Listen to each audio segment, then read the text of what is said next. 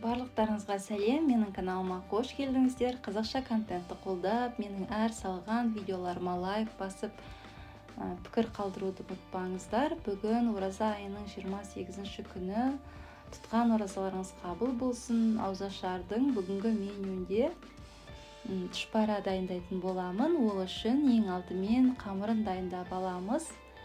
Салқын суға тұз қосып, ұнға жұмыртқа қосып, 1 шай қасық сұйық май араластырып, қатты қамыр илеп аламыз. Әбден біркелкі қылып илеп болған соң, бетін жауып 30 минутқа қоямыз. Енді тұшпараның салмасын дайындаймыз. Тартылған еттің үстіне тұз, бұрыш, ұсақтап туралған пиязды салып араластырамыз. Егерде менің каналыма әлі де тіркелмеген болсаңыз, осы видеоның астындағы қоңырау белгісін басып тіркеліп қойыңыздар. Қамырды жаюға кірісеміз. Мен 2-ге бөліп алып жайып шықтым.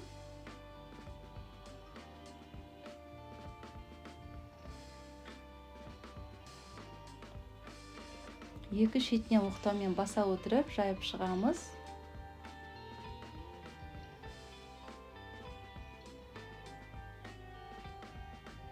Одан кейін 4 бұрыштылап майда бөліктерге бөліп аламыз. Ішіне етті салып, 3 бұрышты қылып бүктеп, қайнаған кезде шашылып кетпейтіндей шетін қаттырақ басып, екі шетін бір-біріне осылай бастырып шығамыз.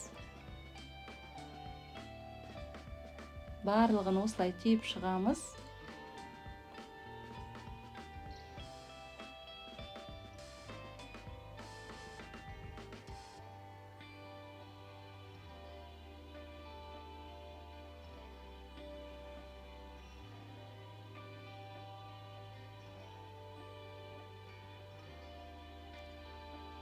Екінші жайылған қамырды тұшпараға арналған формада жасап алдым.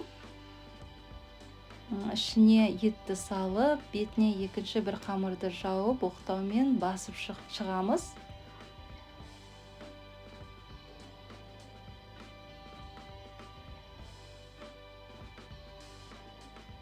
Міне осылай барлығын төңкеріп аламыз. Суымызды қайнатып, дәміне қарай тұз салып, тұшпарамызды саламыз. 30 минуттай қайнатып пісіріп алдым.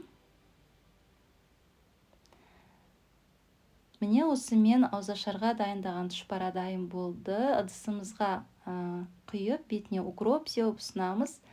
Видеоны соңына дейін көрсеңіздер, сіздерге ұнап жатса, маған кері байланыс білдіріп, лайк басып, пікір қалдыруды ұмытпаңыздар.